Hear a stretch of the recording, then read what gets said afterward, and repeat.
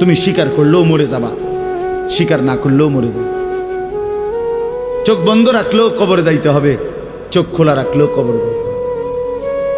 কি বলেন? রাজপ্রাসাদের মানুষটাও মরে যাবে, কুড়ে ঘরের মানুষটাও মরে যাবে। সুখের খাবার যার মুখে সেও মরে যাবে, ভিক্ষার থালা যার হাতে সেও মরে যাবে। যাবে না? তো যেটা নিশ্চিত অনিবার্য বাস্তবতা, যে মৃত্যুকে আড়াল করার, অস্বীকার করার, পাশ কাটার কোনোই ব্যবস্থা নাই, কোনোই ব্যবস্থা নাই। না না ক্ষমতা দেখাইয়া, না কাইন্দা কাইটা, কোনো সিস্টেম নেই। ক্ষমতা দিয়েও মৃত্যুকে ঠেকানো যাবে না, কাইন্দা কাইটাও কি করা যাবে না মৃত্যুকে। যেটা নিশ্চিত সেটাকে ভুলে যাওয়া কেন ভাই? কেন ভুলে যাব আমরা? আল্লাহর নবী সাল্লাল্লাহু আলাইহি ওয়াসাল্লামের যেই হাদিস আমি পড়ছি, এটাই নবীজি বলছেন, আকসিরু যিকরা হাদিমিল লাজ্জাত। আমার উম্মত প্রতিদিন বেশি বেশি ওই জিনিসটাকে স্মরণ করো যেটা তোমার সমস্ত স্বাদ, আহ্লাদ, সমস্ত ব্যস্ততা সবকিছুকে স্তব্ধ করে দিবে। সবকিছু, সেটার নাম মৃত্যু। হাদিসে আছে মৃত্যু সবকিছু বন্ধ করবে। তোমার নাক, তোমার চোখের দৃষ্টি, তোমার কানের শ্রবণ শক্তি, তোমার জবানের উচ্চারণ, তোমার জিহ্বার স্বাদ, তোমার হাতের নড়াচড়া, তোমার ব্যস্ততার এই জিন্দিগি স্তব্ধ করে দিবে। দিবে কিনা বলে? আমি অনেক সময় বলি, আমার প্রায় সময় জানাজা পড়তে গেলে মনে হয়, দেখবেন জানাজার নামাজেও মনে করেন 10:30 বাজে জানাজার টাইম দিছে, 10:30 জানাজা, 10:34 বাজে গেছে, 30-40 বাজে গেছে। কিছু মানুষের এই পরিমাণ অস্থিরতা, এই মিয়া টাইম টেবিল ঠিক রাখো না, কইলা 10:30 জানাজা, 10 মিনিট ওভার হয়ে গেছে, কতক্ষণ খাড় করায় রাখবা? মানে উনি ব্যস্ত, ওনার এই 10 মিনিট সময় নাই। আল্লাহর কসম বন্ধু, এই মানুষটাও এরকম ব্যস্তই ছিল। যে মানুষটার জানাজা হচ্ছে এখন, যার লাশ এখানে শোয়ানো, এই লোকটাও এমন ব্যস্তই ছিল।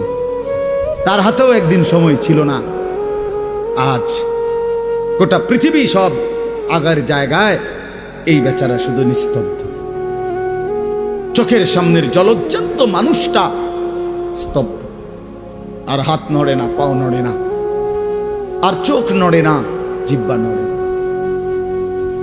এজন্য দুনিয়ার এই ব্যস্ততার ভিতর দিয়ে আমরা যদি মনে করি যে আমি শুধুই দুনিয়া, ভালো মন্দ, লাভ লোকসান, চাওয়া পাওয়া, প্রাপ্তি অপ্রাপ্তি, মনের চাহিদা পূরণ, সবকিছু শুধু দুনিয়া ভাইয়া, বাবা তো আখিরাত কার জন্য? কবর কার জন্য? তাইলে নবীজি সাল্লাল্লাহু আলাইহি সাল্লাম কাকে তাইলে আখিরাত বুঝাইতে চাইছেন? আল্লাহর কোরআন এমন কোন সূরা নাই, কোরআন শরীফের 114টি সূরা, 114টি সূরার এমন কোন সূরা নাই, এমন কোন রুকু নাই কোরআনে যেখানে আখিরাতের কথা, পরকালের কথা আলোচনা নাই। এই পরিমাণ আল্লাহ তাআলা আখিরাত, আখিরাত, পরকাল, পুনরুত্থান, হাসরের মাঠ, এগুলো আল্লাহ তাআলা এতবার বলছেন, অস্বীকার করার, পাশ কাটার কোনো সুযোগ নেই, কোনো সুযোগ নেই। কোরআন শরীফে আছে সূরা মুলকের মধ্যে, জাহান্নামী যখন চিৎকার করবে, জাহান্নামের ফেরেশতারা তখন বলবে, আলাম ইয়াতিকুম নাদির, এই নাফরমান, তোমারে কি কেউ কোনোদিন জাহান্নামের ভয় দেখায় নাই? ক্বালু বালা, সে বলবে হ্যাঁ, কদ জাআনা নাদির, আমার কাছে বহু ভয় প্রদর্শনকারী বান্দা এসেছিল। কত ইমাম, কত খতিব, কত আলেম, কত ওয়াইজ, কত বক্তা, কত পীর, কত মাশায়েখ, কত আউলিয়া, কত বুজুর্গ চোখের পানি ফেলে ফেলে বারবার বারবার আমার এই জাহান্নামের কথা বলছিল, কিন্তু ফাকাদ্দাবনা, আমি মিথ্যা মনে করেছি। ওয়াকুলনা মা নাযালাল্লাহু মিন শাই, আমি আরো বলছি এগুলো আল্লাহ বলে নাই, তোমরা মোল্লারা, মুন্সিরা তোমরা বানায়া বানায়া বলো। হ্যাঁ, অনেক বেত্তমিজ লোক আছে, ও আইতো না, হুজুররা যত কয় এত না, না ওরা জানে, ওরা আগেও একবার ফিডা খাইয়া আইছে, ওরা একবার ঘুরে আইছে হাসরের মাঠ, ওরা জানে যত কয় এত না। ও কইতে লাগলে সবাই কয়, বাড়াইয়ে কয়, মাইক ফাইলে কে না কয়। এই সমস্ত বিদ্রুপ আলেমদের কথাকে আপনি অবজ্ঞা করিলেন।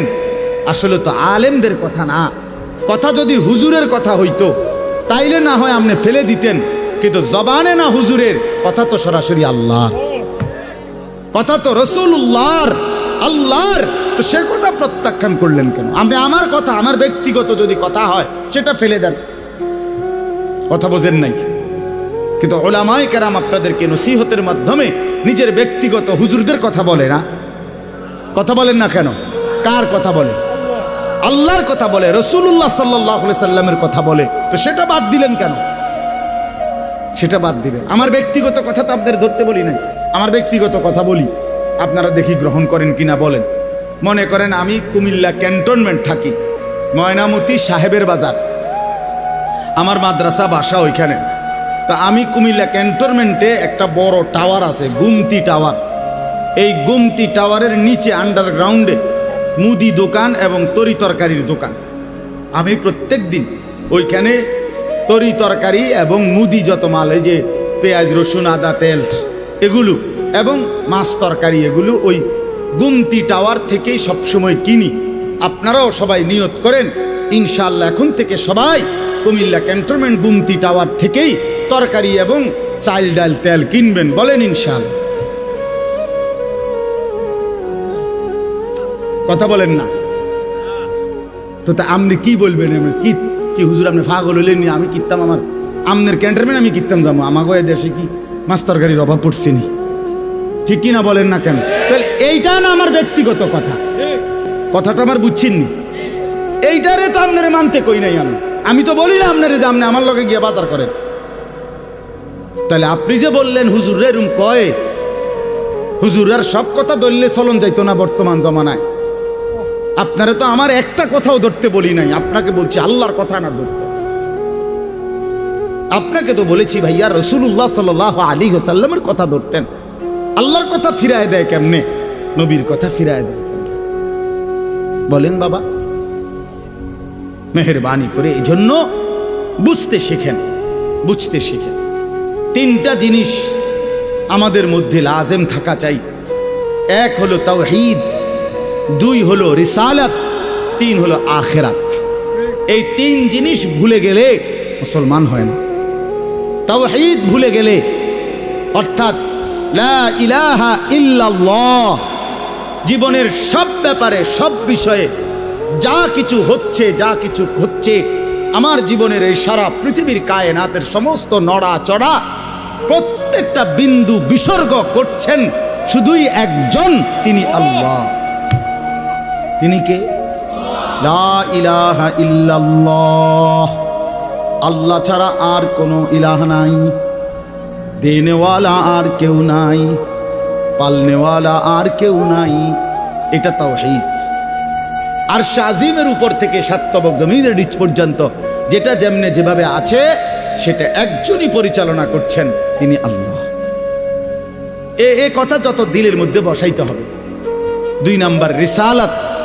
রিসালাত মানে হলো মুহাম্মাদুর রাসূলুল্লাহ সাল্লাল্লাহু আলাইহি সাল্লাম, এই কথা গ্রহণ করা। এই কথা আবার গ্রহণ করার কি? এই কথা গ্রহণ করা হইল মুহাম্মদ আল্লাহর রাসূল, আল্লাহ আমার জন্য উনাকে পাঠাইছেন, অতএব আমার জীবনের হাসি কান্না আনন্দ বেদনা, রাত দিন, ঘর সংসার বাজার ব্যবসা, আয় রোজগার, স্ত্রী পুত্র পরিজন, কদম কদম বিন্দু বিন্দু নিঃশ্বাস নিঃশ্বাস আমি অনুসরণ করব একজনকে, তিনি মুহাম্মাদুর রাসূলুল্লাহ সাল্লাল্লাহু আলাইহি ওয়াসাল্লাম। এটারে বলে রিসালাত। এটাকেই বলে নবী সাল্লাল্লাহু আলাইহি সাল্লামকে চেনা, এটাকেই বলে নবী সাল্লাল্লাহু আলাইহি সাল্লামকে ভালোবাসা, এটাকেই বলে নবী সাল্লাল্লাহু আলাইহি সাল্লামকে অনুসরণ করা। আমার ভাইয়া, আল্লাহর দোয়াই আপনি আপনার জায়গাতেই থাকেন, আপনি আপনার তরিকাতেই থাকেন, আপনি আপনার পীরের কাছেই থাকেন, যে যেখানে আছেন থাকেন, কোনো অসুবিধা নাই। শুধু নিজেরে ধোকা দিয়েন না, ধোকা খাইয়েনও না, কাউরে ধোকা দিয়েনও না। আল্লাহ রসুল বলছে আল মুমিনু লা ইয়াখদাউ ওয়ালা ইউখদাউ। খেয়াল করে শুনেন এই কথাটা। মোমেন, নবীজি বলছে, কোনো ইমানদার কাউকে ধোকা দেয় না। খোদার কসম নবী বলছে ইমানদার ধোকা খায়ও না। লা ইয়াখদাউ অর্থ সে ধোকা দেয় না, ওয়ালা ইউখদাউ অর্থ নিজেও ধোকা খায় না। অতএব রাসূলুল্লাহ সাল্লাল্লাহু আলাইহি সাল্লামের সাথে সম্পর্ক, ভালোবাসা, মহব্বতের সবটা 100 অনুসরণের মাধ্যমে, অনুসরণের মাধ্যমে। চেহারায় যার দাড়ি নাই সে রসুলকে ভালোবাসে না, ঘরে যার স্ত্রী বেপর্দা সে রসুলকে ভালোবাসে না, উপার্জনের মধ্যে যার হালাল নাই সে রসুলকে ভালোবাসে না, জীবনে যার সুন্নত তরিকার অনুসরণ নাই সে আল্লাহর রসুলকে কশ্চিন কালেও ভালোবাসে না। ভালোবাসে বললে এটা ভালোবাসার নামে ধোঁকা, মিথ্যাবাদিতা ছাড়া আর কিচ্ছু না। হ্যাঁ, হাসরের ময়দানে মার খাইয়েন না, ধরা খাইয়েন না। কথা বুঝছেন না? এখানে গাছ জোর দেখাইয়া হয়তো আমনে চিৎকার দিয়া, হুঙ্কার দিয়া, এই কইয়া সেই কইয়া, খাইয়া দাইয়া, বিরানিয়ে খিচুড়িয়ে মিল্লা পার হইয়া গেলেন আর কি। কিন্তু কবর, আখেরাত এত সুধান। আখেরাত হাসরের মাঠ, মামুর বাড়ি না। হাসরের মাঠ নানার বাড়ি না, আমনের চাচার শ্বশুর বাড়ি না। হাসরের মাঠ সেই মাঠ ১৬ লক্ষ আম্বিয়া, আদম থেকে মুহাম্মদ সাল্লাল্লাহু আলাইহি সাল্লাম পর্যন্ত সমস্ত নবী রাসূল যে মাঠের ভয়ে আল্লাহর কাছে দিবানিশি কাঁদছেন, সেই মাঠের নাম হাসরের মাঠ।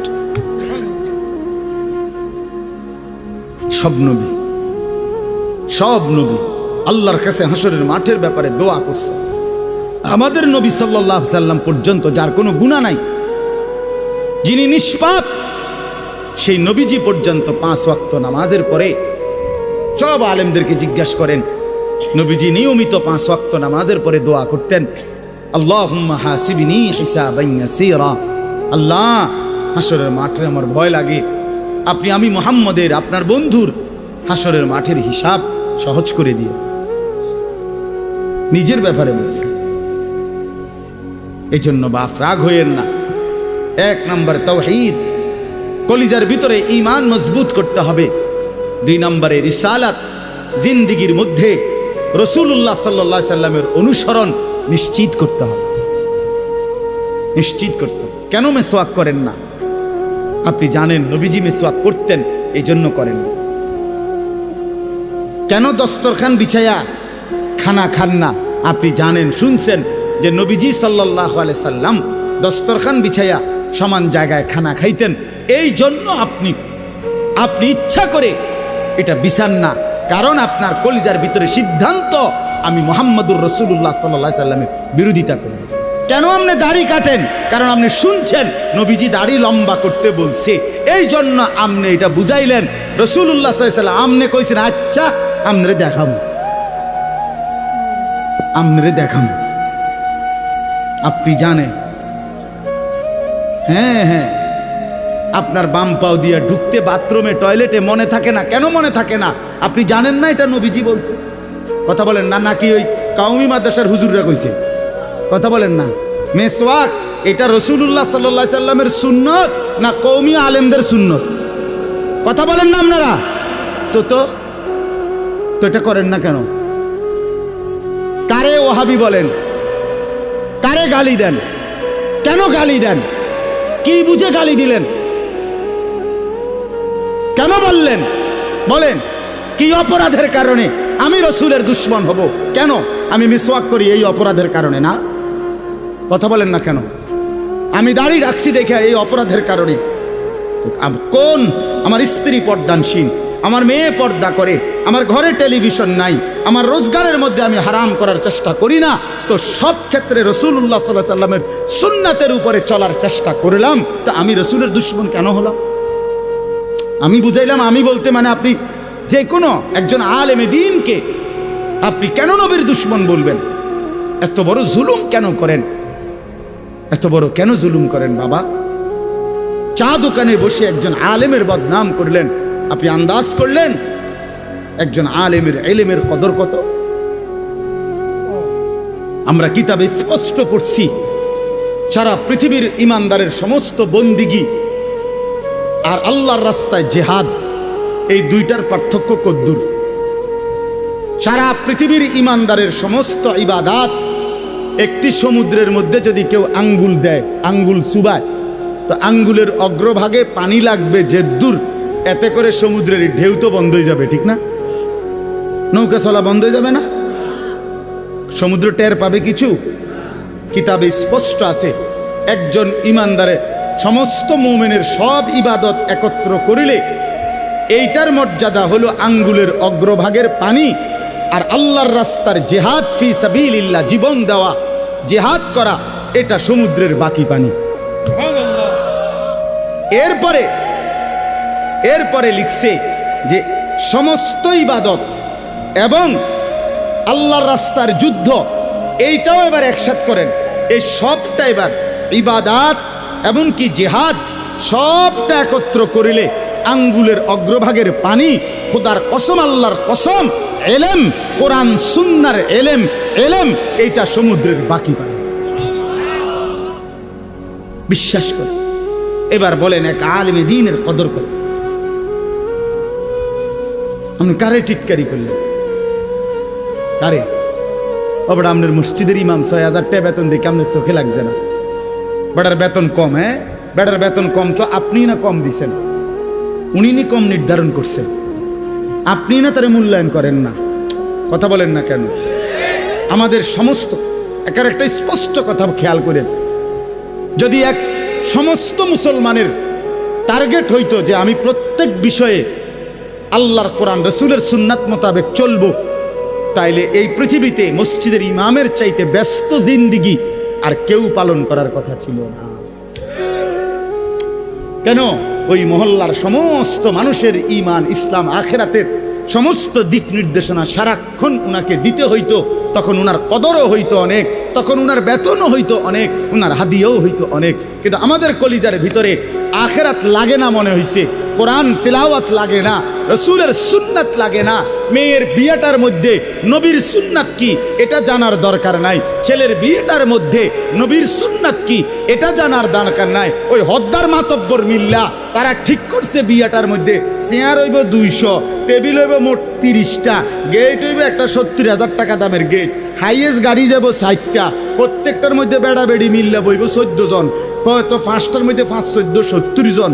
এরপরে দিয়া গেটে দিব ২,০০০, বাজে খরচ হইল ৩,০০০, এই হইল ৫,০০০। এগুলো হইল হিসাব। আর হুজুরে আইয়া কয়ে গেছে রবিবারে মাইয়াগার বিয়া, দুপুরে দুগা ভাত খাইয়ে যাই। বুঝেন নাই?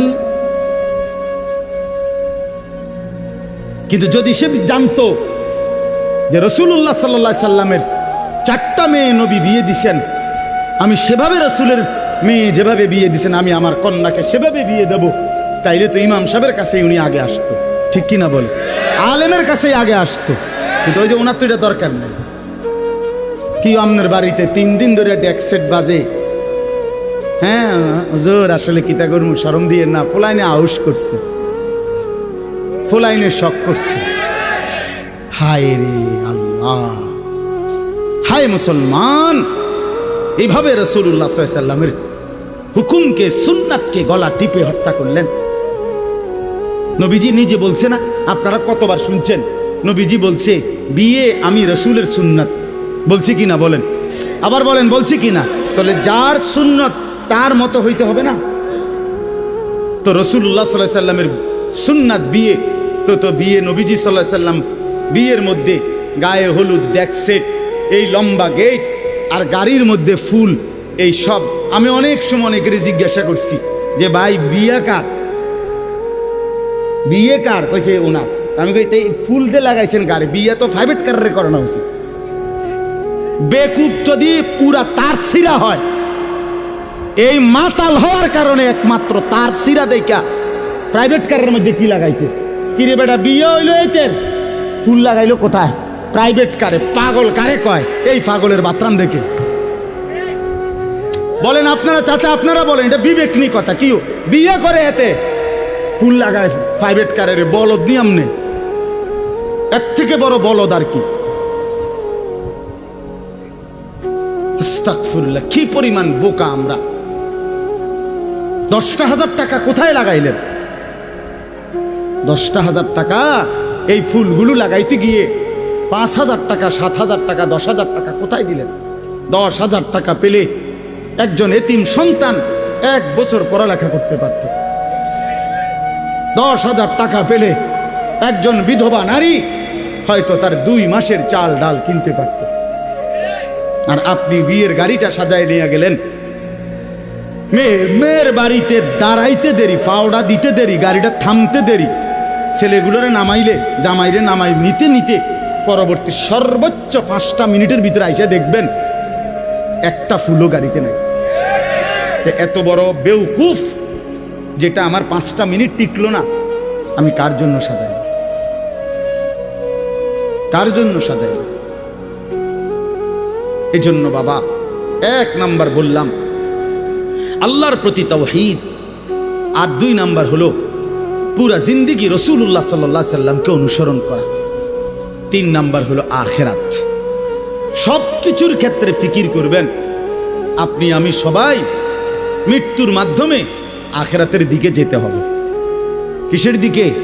হ্যাঁ, মৃত্যু মানে শেষ না, মৃত্যু মানে সমাপ্তি না, মৃত্যু মানে শেষ না বাবা।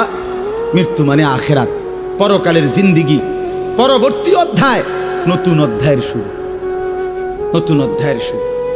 এই জন্য আখিরাতকে ভুললে জীবনের কোনো অর্থ থাকে না। আখিরাতকে ভুললে মানুষ আর মানুষ থাকে না। বিশ্বাস করেন, পরকালের অনুভূতি যার নাই, কবরের অনুভূতি যার নাই, হাসরের ময়দানের বিবেক যার নাই, আল্লাহর কসম ওই ব্যক্তির জীবনের কোনো নিয়ন্ত্রণ নাই। সে যা ইচ্ছা তাই করে, জন্তু জানোয়ার যা করে। সমস্ত মানুষ যারা অপরাধ থেকে বেঁচে থাকে এবং পুণ্যকর্ম উত্তম কাজে লেগে থাকে, তার একটা মূল ফিকির তার কলিজার ভিতরে এটা আছে, আমি গুনাহ থেকে বাঁচতে হবে, আমি নেক কাজ করতে হবে। কেন? আমাকে আখিরাতে যেতে হবে। কথা বলেন না কেন? যে গুনাহ থেকে বাঁচে, কেন বাঁচে? আখিরাত আছে। যে নেক কাজ করে, কেন করে? আখিরাত, আখিরাত আছে, আখিরাত আছে। এই জন্য এই 3 জিনিস শেখা দরকার, কলিজার মধ্যে আনা দরকার। তাওহীদ, রিসালাত, আখিরাত। বলেন কি? তাওহীদ মানে লা ইলাহা ইল্লাল্লাহ, বলেন। রিসালাত মানে মুহাম্মাদুর রাসূলুল্লাহ, আর আখিরাত মানে পরকাল। এখন আসেন শেষ অংশে। আখিরাতের এই পুরা আখিরাতের পরকালের জিন্দেগিটার উদ্বোধন, শুরু মৃত্যু। মৃত্যুর মাধ্যমেই শুরু হয়। এই আমি শুধু যে আয়াতটুকু পড়ছি আপনাদেরকে শুধু তর্জমা শুনাই। আল্লাহ তাআলা বলেন, দুনিয়ার জীবনে, এই অল্প একটু, আর দুনিয়ার জীবনে যেই মানুষটা আল্লাহর নাফরমানি, অবাধ্যতা, রাসূলের বিরোধিতা, কোরআন সুন্নাহর বিরোধিতা, আল্লাহর হুকুমের বিরোধিতা করে কাফের, মুশরিক, বেঈমান, নাফরমান, পাপী হয়ে জিন্দেগিটা কাটাইছে, আল্লাহ তাআলা বলেন তার আখিরাত যে কঠিন হবে এটার প্রথম প্রমাণ হলো তার মৃত্যুর মুখে গিয়া আজরাইল মালাকুল মউত যখন আসবে, আল্লাহর কসম আল্লাহ বলেন তার মৃত্যুর যন্ত্রণাটা হবে অত্যন্ত ভয়ানক। এটা দিয়েই শুরু হবে। সে মালাকুল মউত আজরাইলকে দেখেই আর তার রুহু কবচ দেখেই সে বুঝে ফেলবে তার পরবর্তী স্টেজ বড় বিপজ্জনক, তার সামনের জিন্দেগি বড় বিপজ্জনক। আল্লাহ তাআলা বলেন সমস্ত নাফরমান ব্যক্তির জান কবজের মুহূর্তটা খুব বেশি যন্ত্রণাদায়ক, খুব বেশি যন্ত্রণাদায়ক, খুব বেশি। এই যন্ত্রণার সিস্টেম হইল, নবীজি বলছেন প্রত্যেক নাফরমান পাপী, হাদিসের মধ্যে আছে নেককার ব্যক্তি, ফেরেশতা আজরাইল অত্যন্ত সুন্দর আকৃতিতে নেককার ব্যক্তির কাছে আইসা তার রুহু কবজের সময় বলবে, হে পবিত্র আত্মা, আল্লাহর সন্তুষ্টি নিয়ে তুমি বের হয়ে আসো। আল্লাহ রাসূল সাল্লাল্লাহু আলাইহি সাল্লাম বলেন, কোন পাত্র থেকে পানি যেভাবে ঢেলে দেয় এইটা যেরকম আরামসে পড়ে যায়, বের হয়, আল্লাহর কসম নবীজি বলেন নেককার ব্যক্তির রূহটা মালাকুল মউত আজরাইলের হাতে এরকম আরামসে চলে আসে। আর আল্লাহর নবী সাল্লাল্লাহু আলাইহি সাল্লাম বলেন কোন নাফরমান পাপী এক নম্বরে তার মৃত্যুর সময় প্রথম হইল ফেরেশতা মালাকুল মউত আজরাইল অত্যন্ত নিকৃষ্ট বিভৎস কুৎসিত চেহারা নিয়ে তার সামনে দাঁড়াবে। আমার কাছে আরবি কিতাব আছে, ইমাম কুরতুবির কিতাব আত-তাযকিরা, এই কিতাবের মধ্যে আছে ইব্রাহিম আলাইহিস সালাম একবার আজরাইলকে বলছিল, আজরাইল কোন নাফরমান পাপী ব্যক্তির যে সময় জান কবজ করো তখন তুমি যেই চেহারা নিয়ে তার সামনে দাঁড়াও ওইটা আমার একটু দেখাও। কিতাবে আছে আজরাইল বলছে ইব্রাহিম আলাইহিস সালামকে যে আল্লাহর কসম আপনি সহ্য করতে পারতেন না। ইব্রাহিম আলাইহিস সালাম বলেন না তুমি আমারে দেখাও, আমি দেখুমই। তো আজরাইল ওই আকৃতিটা ধারণ করছে। কোন পাপীর রুহু কবজের সময় উনি যেই চেহারা ধরে অত্যন্ত নিকৃষ্ট কুৎসিত চেহারা। তো কিতাবে স্পষ্ট আছে, ইমাম কুরতুবী বলেন ইব্রাহিম আলাইহিস সালাম চিৎকার দিয়া বেহুশ হয়ে গেছে। লম্বা সময় পরে হুঁশ আসার পরে উনি চোখের পানি ফেলে আল্লাহকে বলছে, আল্লাহ তোমার কোন নাফরমান বান্দা পরবর্তীতে কবরের আযাব, হাসরের আযাব, জাহান্নামের আযাব আর কিছুই লাগবে না, শুধু কেবল আজরাইলের এই বিভৎস চেহারার যদি একবার দেখে তার ৬০ বছরের নাফরমানির শাস্তির জন্য এটাই যথেষ্ট, এটাই যথেষ্ট।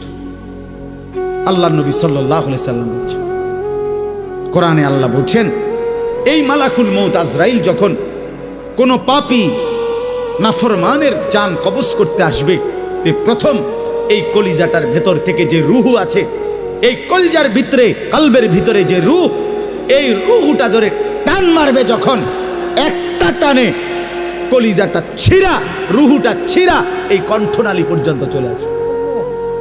কাল্লা ইযা বালাগাতিত তারাকিয়া, কাল্লা ইযা বালাগাতিত তারাকিয়া। আর কিছুই না বান্দা, শোনো, যখন নাফরমান তোমার জান কবজের সময় রুহুটা চলে আসবে কণ্ঠনালীতে, এবার রুহুটা বের হতে চাইবে না, বের হতে চাইবে না, নাফরমান ছটফট করবে।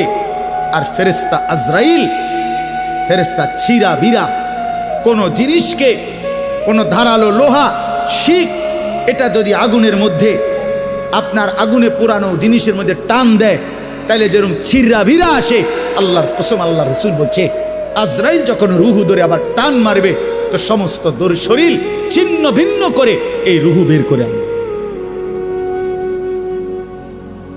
ওয়াকিলা মান রাক, আল্লাহ বলে আশপাশের মানুষগুলো তখন বলবে ওই লোকের ছটফটানি দেখা, হায় তাকে বাঁচাবার জন্য কোনো ওজা ডাকো, বৈদ্য ডাকো, ডাক্তার ডাকো, কবিরাজ ডাকো, কে আছো তাকে চিকিৎসা করবে, ডাকো না, আনো না, অত ভীষণ ছটফট করছে।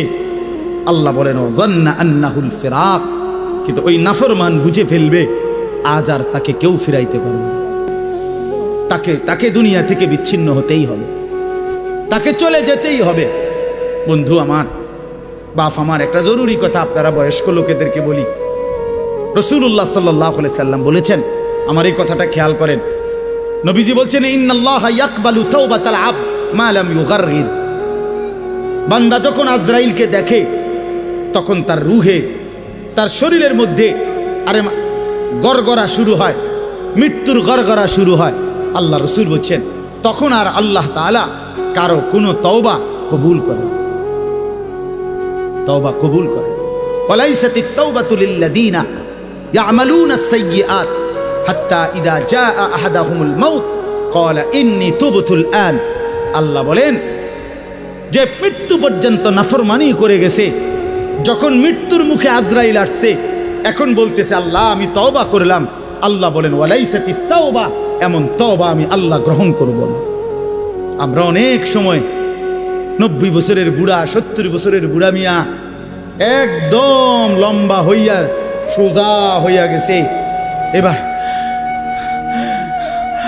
দম টাইনতে আছে লম্বা কইরা, এই সময়ে গিয়া 200 টাকা হাদিয়া দিয়া হুজুর আনছে, হুজুর তোবাটা ফরাইয়া দেন, আব্বারে ব্যস্তটা বুঝ করে দেন, ধরেন এই 200 টাকা। কি তওবা করাবে হুজুর? হুজুর এখন ওনার কোনো এহসাস অনুভূতি আছে? কথা বলেন না কেন? উনি জানে কিছু কি বলতেছে, কি তওবা করাইলেন? কিসের তওবা? কিসের তওবা এটা? কিসের তওবা? গুনাহ করলেন আপনি, আপনার ফরামু বুঝি আমি? হ্যাঁ, আপনার গুনাহ আপনি না জানেন। এই জন্য আল্লাহ কোরআনে বলছেন, ওয়াল্লাযীনা ইযা ফাআলু ফাহিশাতান আও যালামু আনফুসাহুম যাকারুল্লাহ।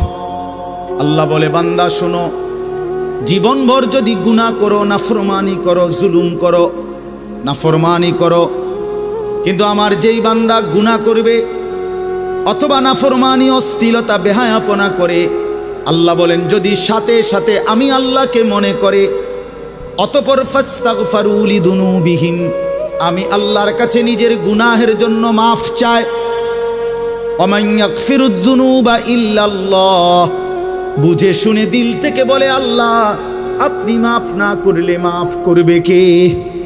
ওয়ালাম ইউসিররু আলা মা ফাআলু ওয়া হুম ইয়ালামুন, আর আল্লাহকে বলে আল্লাহ এই গুনাহ আমি ছেড়ে দিলাম, ওয়া হুম ইয়ালামুন, জেনে বুঝে এমন নাফরমানি আর করব না, মাফ করে দেন। খোদার কসম আল্লাহ বলেন, বুঝে শুনে আমার বান্দা যদি গুনাহ ছেড়ে দিয়ে আর করবে না, ওয়াদা দিয়ে আমি আল্লাহর কাছে চোখের পানি ফেলে মাফ চায়, এবার গুনাহ যদি আসমান পরিমাণও হয়, আমি আল্লাহ ওয়াদা করলাম বিনিময়ে পুরা মাগফিরাত দিয়ে দেব। উলাইকা জাযাউহুম মাগফিরাতুম মির রাব্বিহিম, পুরা মাফ। যে শর্ত হইল বান্দা আর করবা না, ওয়াদা দিতে হবে, গুনাহগুলো ছেড়ে দিতে হবে।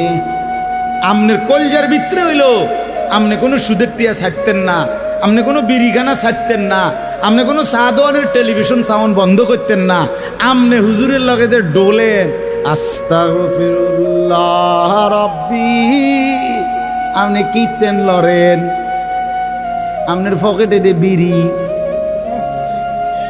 আমনের লেগে দে সাদওয়ানে টেলিভিশন লইয়া বইয়া রয়েছে দোকানদার, আমনে লরেন কীর্তন, কি এর তওবা করেন কার কাছে? আল্লাহ বুঝে না? কথা বলে না? হ্যাঁ, আল্লাহ জানে না? এটারই নি কয় তওবা। টেলিভিশনের দিকে চাইয়া চাইয়া কর তোবা তোবা তোবা তোবা। আহারে কিতারে বাবা রে, দেশটার মধ্যে কি শুরু হইল? আপনি যেটি চাইতে আছেন এটি শুরু হয়েছে। আস্তাগফিরুল্লাহ, আস্তাগফির। এজন্য বাবা জওয়ান হন, বৃদ্ধ হন, গুনাহ ছাড়তে হবে এখন। কখন বলেন? ওই বাবা বলেন না কখন? এখন এখন এখন, আজ। গুনাহ করলেন যখন, ছাড়বেন তখন। দিল, দিমাগ, আকল, হুঁশ আছে যখন, এটা মনে রাখে। আল্লাহ তাআলা বলেন, ওয়াযান্না আন্নাহুল ফিরাক, আশপাশের লোকজন তো ডাক্তার কবিরাজ লইয়া ডাকাডাকি করছে, কিন্তু সে বুঝে ফেলছে তাকে দুনিয়া থেকে আলাদা হবে, আর থাকতে পারবে না। ওয়ালতাফাতিস সাকু বিসাক, আল্লাহ তাআলা বলেন ভয়ে আর আতঙ্কে নাফরমান পাপী জান কবজের সময় তার দুইটা পাও মিলাইবার মতো ক্ষমতাও আর তার থাকবে না। পায়ের দুইটা গোসা, গোড়ালি, এইটা পর্যন্ত কুদুর লাগানো অথবা সরানো এই ক্ষমতাটাও থাকবে না। এতটা ভয়ে আতঙ্কে পাও নিয়ে পড়ে থাকবে যে পায়ের গোসা, গোড়ালিটা পর্যন্ত নাড়াইতে পারবে। ইলা রব্বিকা ইয়াউমা ইদিনিল মাসাক, আর এই অবস্থাতেই তাকে আল্লাহ তাআলার কাছে পৌঁছতে হবে। কার কাছে বলেন না? এবার দেখেন এই কথাটা ছেলেরা তোমরা শোনো, শুধু চাচারাও শোনেন, নওজোয়ান তোমরাও শোনো। 4টা আয়াতে কোরআনুল কারীমে আল্লাহ বলছেন, মোট 4 জায়গায়, যে আল্লাহ বলছেন মৃত্যুর যন্ত্রণা নাফরমানের অত্যন্ত কঠিন। এই জান কবজের সময় একেবারে সব ছিঁড়া লাবে। তো এইটা আল্লাহ বলছেন মৃত্যুর যন্ত্রণা সবচেয়ে বেশি কঠিন, যে মৃত্যুর রুহু কবজের এটা কার হবে, কার জান কবজের সময় যন্ত্রণা হবে কঠিন। আল্লাহ বলছেন ফালা সাদ্দাকা ওয়ালা ইলা রব্বিকা ইয়াউমা ইদিনিল মাসাক ফালা সাদ্দাকা ওয়ালা সাল্লা। কেন মৃত্যু যন্ত্রণা হচ্ছে, কেন তার রুহুটা ছিঁড়াবিরা নিতেছে? আল্লাহ বলেন কারণ হলো আমার এই নাফরমান বান্দা এক নম্বরে আমি আল্লাহর কথায় বিশ্বাস করে নাই, দুই নম্বরে ওয়ালা সাল্লা 5 ওয়াক্ত নামাজ আদায় করে। এই জন্য আমি আল্লাহর কসম দিয়ে হাত জোড় করে বলি, ভাইয়া আমার, বন্ধু আমার, ছেলেরা আমার, তোমরা যারা নামাজ পড়ো না, আল্লাহর কসম কবর, হাসর, আখিরাত, মিজান তো কষ্ট হবেই, মৃত্যুর মুখে তোমাদের রুহু কবজের সময়ও ভীষণ কষ্ট হবে, কষ্ট পাইবা, খুব বেশি দিন না। ফালা সাদ্দাকা ওয়ালা সাল্লা ওয়ালাকিন কাযাবা ওয়া তাওয়াল্লা। আল্লাহ বলেন বরং সে আমার কথা মিথ্যা মনে করেছে, আর আমি আল্লাহর হুকুম থেকে মুখ ফিরাই নিছি। আমি ডাকি এদিকে, সে যায় ওইদিকে। আজান হয় মসজিদে, নাফরমান যায় বাজারে। মসজিদে জামাত চলে, নাফরমান চা দোকানে বসে বসে গপ মারে। হ্যাঁ, ওয়ালাকিন কাযাবা ওয়া তাওয়াল্লা। এরপরে আরো সাংঘাতিক কথা বলছে আল্লাহ, সুম্মা যাহাবা ইলা আহলিহি ইয়াতামাত্তা। আল্লাহ বলেন আমারে তো বিশ্বাস করে নাই, নামাজ পড়ে নাই, আমি আল্লাহর হুকুম থেকে মুখ ফিরায় নিছে, অথচ বউ বাচ্চা সংসারের মধ্যে গর্ব আর অহংকারের মধ্যে চলাফেরা করছে। অর্থাৎ এই যে নামাজ পড়ে নাই, হালাল খায় নাই, এইটা নিয়ে একটু লজ্জিত বিব্রত অনুভূতিটুকুও নাই, বরং বউ বাচ্চার মাঝে ফুর্তি করছে। বাবা বাবা, বুঝেন নাই? টাকা আনছে সুদের, কিন্তু কথাবার্তার স্টাইলে বোঝা যায় এটা যে গুনাহ, পাপ, ওনার বিবেকের মধ্যে ওইটা নেই। রোজগারটা যে হারাম, টাকাটা যে ওজনে কম দেওয়া টাকা, টাকাটা যে কিস্তির টাকা, টাকাটা যে সুদের টাকা, টাকাটা যে অবৈধ রোজগার, এটা যে অন্যায়, এইটাও তার বিবেকে নাই। বউ বাচ্চা নিয়ে এভাবে ফুর্তি আনন্দে আসে, মনে হয় যেন পাপগুলোকে তার আর পাপই মনে হয় না, অপরাধগুলোকে আর অপরাধী মনে হয় না। এইবার আল্লাহ শেষ বললাম, আল্লাহ বলে এমন নাফরমান বন্দার জন্য আউলা আলাকা ফাআউলা, হে বান্দা তোমার জন্য দুর্ভোগ, তোমার জন্য দুর্ভোগ, সুম্মা আউলা আলাকা ফাআউলা। আবারও বলছি, আল্লাহ বলে তোমার জন্য দুর্ভোগ, তোমার জন্য দুর্ভোগ, 4 বার বলছেন, 4 বার। তোমার জন্য লাঞ্ছনা, তোমার জন্য লাঞ্ছনা, তোমার জন্য লাঞ্ছনা, তোমার জন্য লাঞ্ছনা। কয়বার? তোমার জন্য কষ্ট, কষ্ট, কষ্ট, কষ্ট, তোমার জন্য দুর্ভোগ, দুর্ভোগ, দুর্ভোগ, দুর্ভোগ। এই 4 বার বললেন কেন? তাফসীরের মধ্যে লিখছে, একবার জান কবজের সময় দুর্ভোগ, 2 নম্বরে কবরে দুর্ভোগ, 3 নম্বরে হাসরের ময়দানে দুর্ভোগ, 4 নম্বরে জাহান্নামে দুর্ভোগ। কয়টা হইল?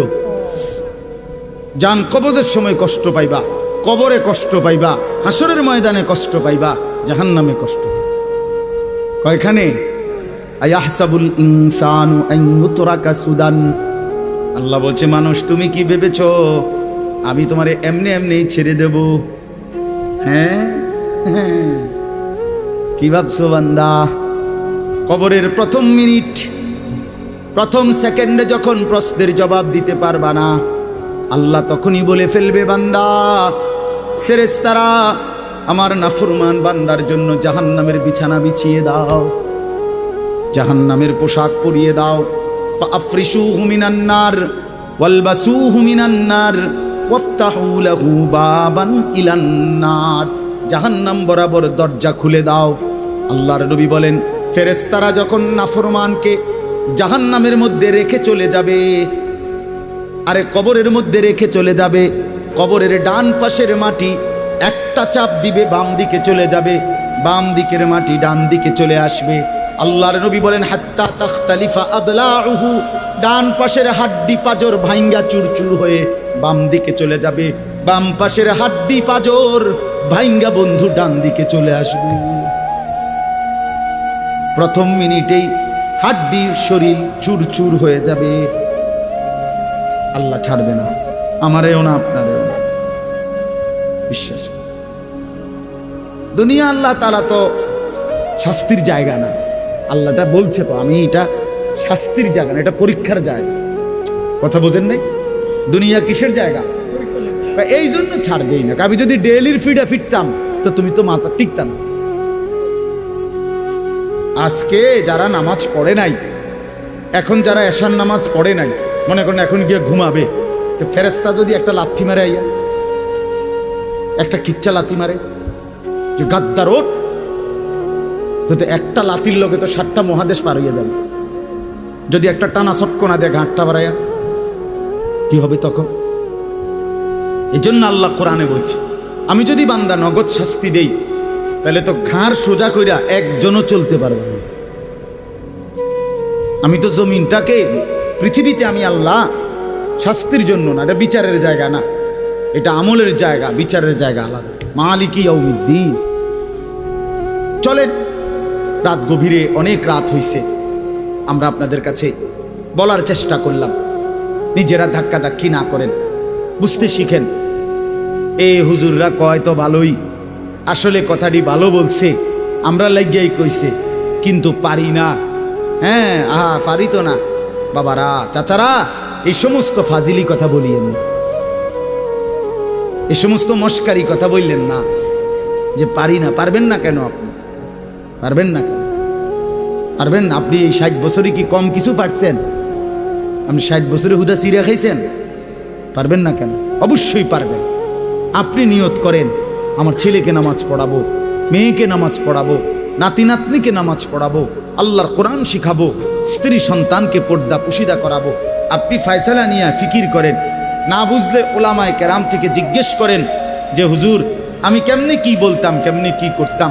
আপনি শিখেন, আপনি বুঝেন, মৃত্যু পর্যন্ত বলা চালু রাখেন। তাইলে হবে কি, যদি আপনার কথায় তারা ফিরেও না আসে, আপনার লাগাতার বলা, চোখের পানি ফেলা, আপনার অব্যাহত চেষ্টার কারণে হতে পারে আল্লাহ আপনারে মাফ করে দেবে। কিন্তু আপনি যে মাতেনও না, লড়েনও না, আপনি বইয়া বইয়া তারার লগে ভাত খান, আপনি আপেল খান, মালটা খান, গপ মারেন, খুশি, অথচ তারা নামাজ পড়ে না। এইটা কি ধরনের জিন্দেগি? আল্লাহ আমাদেরকে বুঝার তৌফিক দান করেন। যেই ছেলেরা আলহামদুলিল্লাহ আজকের এই মাহফিলের ইন্তজাম করেছো, ভাই তোমাদের কাছে আমার অনুরোধ, ভাইয়া নামাজ পড়ো। যুবক, আমার অনুরোধ এটা, নামাজ না পড়লে কোনো লাভ হবে না। যারা মাহফিল সাজিয়েছ, এবার জিন্দেগি সাজাও, নিজেকেও সাজাও। এত সুন্দর মাহফিল যাদের হাতে হয়েছে, তুমি কেন নষ্ট হইবা? তুমি বরবাদ হইবা কেন? তুমি মানুষকে ডাকলা আল্লাহর দিকে, নিজে দিলা না সেজদা, তো কি লাভ হলো ভাইয়া? কি লাভ হলো? এটা কেমন ইনসাফ হলো ভাই? এজন্য দয়া করে বাপ, প্রত্যেকটা যুবক ইনশাআল্লাহ আল্লাহর জন্য, দ্বীনের জন্য নিজেকে সুন্দর করে ইবাদত আমল না করলে হবে না। আগামী দিনে ইসলামের জন্য আরো কোরবানি লাগবে। অবশ্যই দেখেন, সারা পৃথিবীতে ইসলাম আর কুফরের যুদ্ধই শুরু চলছে। ইসরায়েল এবং ফিলিস্তিনের যুদ্ধ তেল নিয়া। কথা বলেন না কেন? তেল নিয়া, টাকা নিয়া, দিন নিয়া। ইসরায়েলের সাথে লেবাননের যুদ্ধ ঈমান আর কুফরের যুদ্ধ। কথা বলেন, সারা পৃথিবীর এই গোলযোগ বাড়তেছে। ঈমান আর কুফরের যুদ্ধ, ইসলাম আর বেঈমানের যুদ্ধ। অতএব এই যুদ্ধে যদি তুমি টিকতে হয় তো অবশ্যই তোমাকে সেজদাওয়ালা হইতে হবে। যে কপালে সেজদা নাই, তুই পারতা না। আমি সব সময় বলি ভাই, 2টা স্লোগান মারন আর আল্লাহর জন্য জীবন দেওয়া এক কথা না। এই জন্য নামাজ পড়ো, মোবাইলের নেশা ছাড়ো ভাইয়া, মোবাইলের নেশা কমাও, ব্যক্তিগত প্রয়োজনের মধ্যেই রাখো। একটু চেষ্টা করলে, হিম্মত করলে, যে মানুষ আজীবন লবণ দিয়ে ভাত খাইতো, ডাক্তার নিষেধ করার পরে 20 দিন চেষ্টা করে সে এখন লবণ ছাড়াও ভাত খাইতে পারে। যে মানুষ আজীবন চিনি দিয়ে চা খাইতো, ডাক্তার নিষেধ করার পরে এখন 20 দিন চেষ্টা করার পরে এখন সে চিনি ছাড়াও চা খাইতে পারে।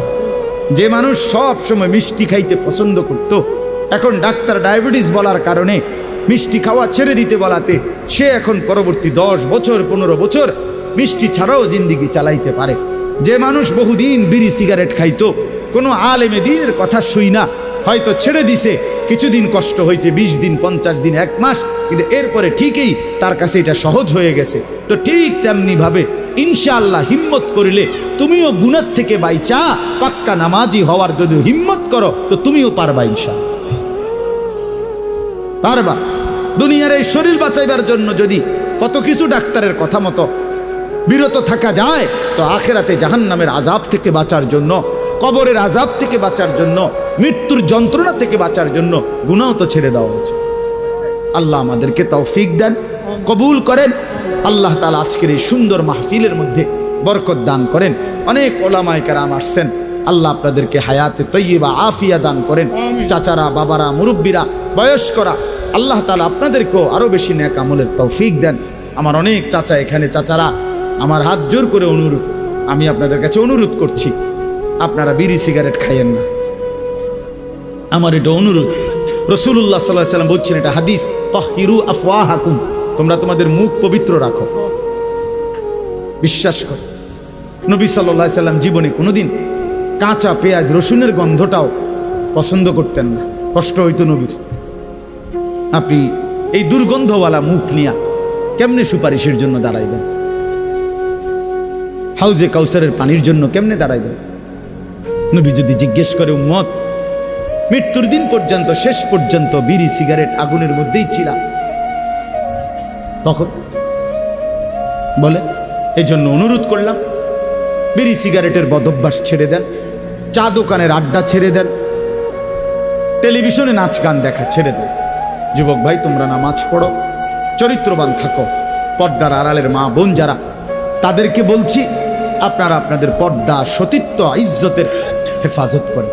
যে নারীর পর্দা নাই, যে নারীর সতীত্বের কদর নাই, যে নারীর মধ্যে হায়া লজ্জা নাই, পর্দার গুরুত্ব নাই, বিশ্বাস করেন, বিশ্বাস করেন, ওইটা কোনো বেটিও না, বেটির জাতও না, এটা প্লাস্টিক। আসলে এটা প্লাস্টিক। হ্যাঁ, নারী বলে থাকে যার সত্তার ভিতরে নিজেকে আড়ালে রাখা, নিজেকে লুকিয়ে রাখা, পর্দায় রাখা, এইটা যার মধ্যে সৃষ্টিগতভাবে আছে সর্বদা, তারই নারী বলে। নারী বেহায়া, বেপর্দা, এটা কোনো বেডিয়ে না, বেডিয়ে না। এটা নারী কেমনে বেপর্দা হয়? নারী তো নারী। এই জন্য দয়া করে মা বোনদেরকে বলি, পর্দা পশিদার গুরুত্ব দিবেন। আল্লাহ তৌফিক দান করেন, আল্লাহ তাআলা কবুল করেন। সুবহানাল্লাহি ওয়া বিহামদিহি, সুবহানাকাল্লাহুম্মা বিহামদিকা।